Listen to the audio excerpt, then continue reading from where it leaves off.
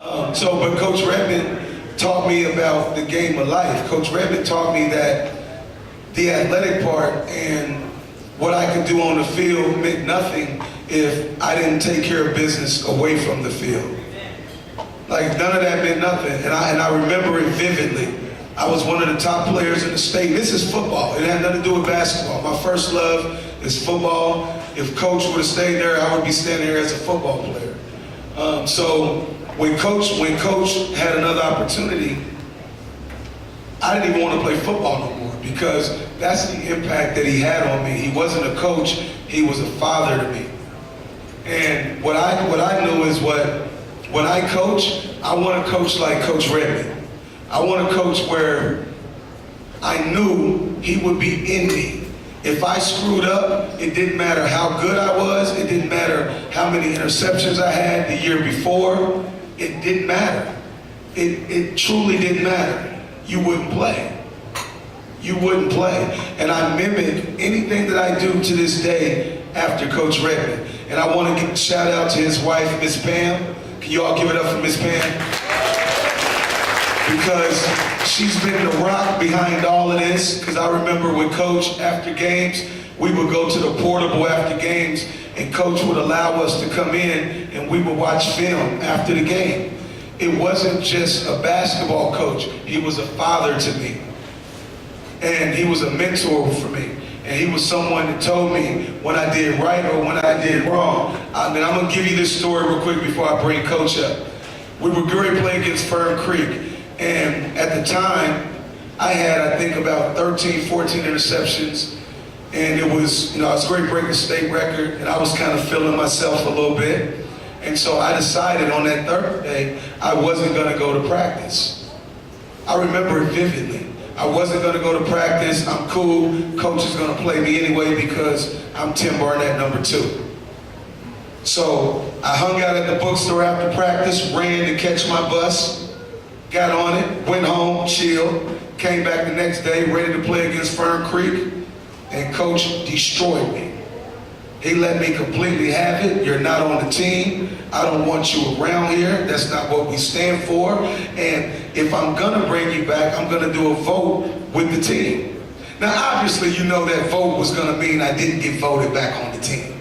And Coach was gonna have to make that final decision. But I remember standing there and starting the game, watching my teammates, watching my brothers go to war. And because I didn't do what I was supposed to do, I failed my teammates.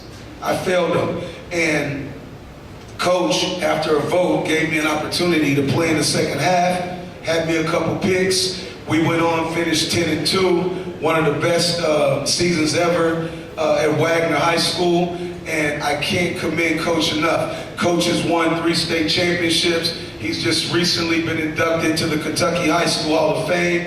And he's bigger and he's more than a coach. So when I get on your young people, it's not about that I'm mad at them or I don't like them. It's about I want to teach them the game of life. And I want to teach them like Coach Redman taught me. And to this day, I played Division I basketball. I've traveled the world. I've had 1 million coaches. Not one single coach has remotely come close to him. Because I knew if it was 3 in the morning and I was screwed up or it was whatever, I could pick up the phone, call that 456 number that hasn't changed in 30 years. I could call it and Coach was going to answer or Miss Pam was going to answer and get the phone to Coach. So without further ado, my mentor, a person that's very, very, very, very, very, very, very, very special to me, helped mold me, and I don't even think he knows how much he molded me. I want you all to please put your hands together and welcome the best coach, the best person, the best man ever, newly inducted into the Kentucky High School Hall of Fame, Mr. Bob Redman.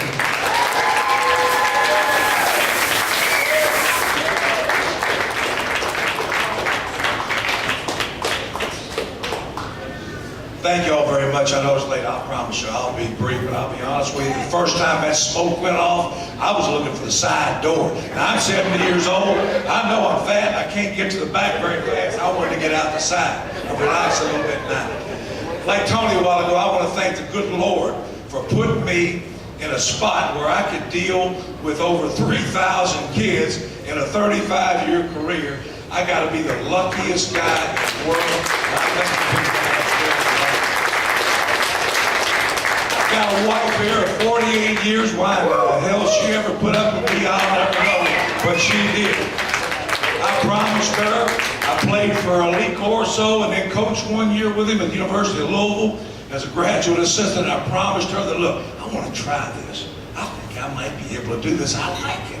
And I said, look, I'll do it 4 years. I promise I have my teaching degree. I'll teach and I'll coach. If I don't like it and I ain't good at it, I'll get out and get a real job. 35 years later, I'm still running up and down that sideline acting like a fool. And I'm telling you, I enjoy every second of it. And thank the good Lord for that. You know, I've heard the word inspire tonight about 500 times. And I mean that I've had kids, one after another, that inspired me. I heard us talking a while ago about everybody. No matter what your real ability is, everybody's got talent. And it's what you bring out that counts. And man, I've seen that so much, no more. Then one little kid played for me at Durrett High School. You probably don't even know where Durrett High School is. Durrett High School is now where Male High School was. And this kid, he had one arm with him. Now don't feel sorry for him.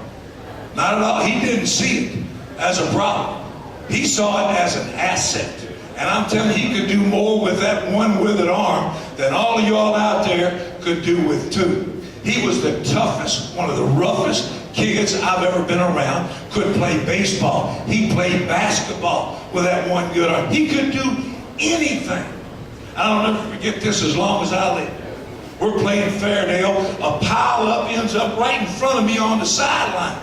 And I knew something was going on over there. Big Daniel will tell you, there's a lot of things that happened in that pile that nobody really knows. But I knew something was going on. I heard somebody screaming. The officials ran up and they grabbed down that pile and they were digging and digging and digging. And man, they got to the bottom and drug out the little kid out with one arm and took him right to the sideline and said, Coach, he's out of the game. I said, for what? He said, we got to that pile. Somebody was screaming. We thought somebody was hurt bad under that pile. We got down there. That little one-armed guy here had that nub under some guy's face, rubbing him in the face. He's out of here for illegal use of the nub. And I said, show me that in the rule book. And I've looked for 45 years and I've yet to find that in that rule book. I don't think it's really in there. But boy, what a player. What an absolute treat. Tim Barnett just told a story that made me cry, I'll be honest with you. And he's telling you the truth. And he left a little bit of it out. He doesn't even know this. This is probably a revelation for him. I got a call from my high school coach who worked at the Board of Education in Jefferson County.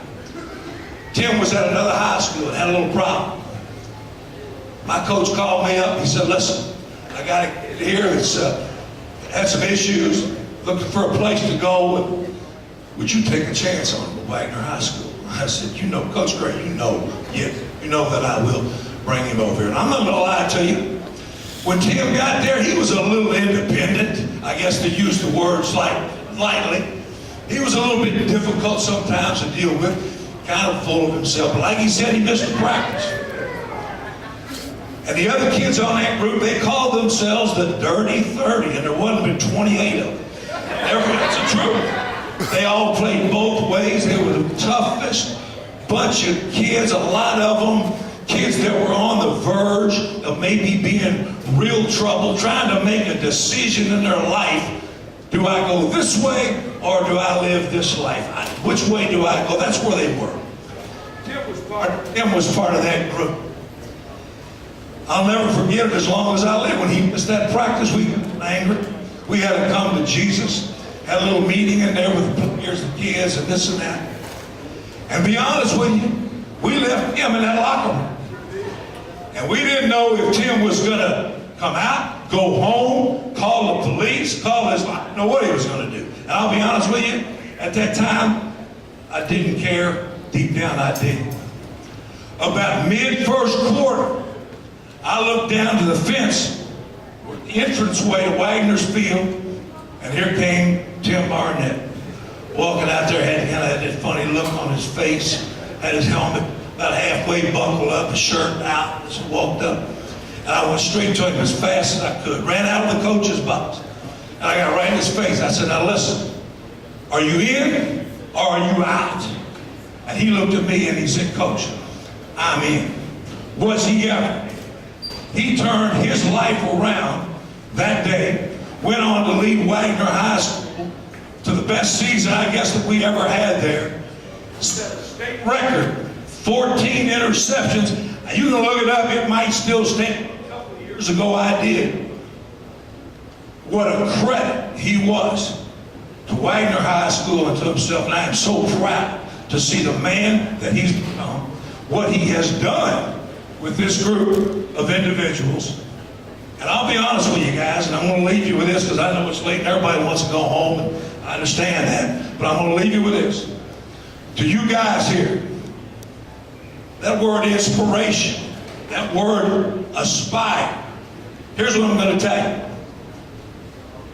When you get knocked down, and you're going to, probably more than once, Big Daniel told you that a while ago. And Big Daniel, I'm only 70. If I get another job, I'm going to give you a call. We can do business, baby. If you can run that for what you had to say. But when you get knocked down, you get up. And you keep fighting. When you're down 21, and you will be, come back. Find a way, get back. When the world says you can't, let your heart say, oh yes I can. You find a way to be successful. Thank you all very much. I appreciate the time. I appreciate this nice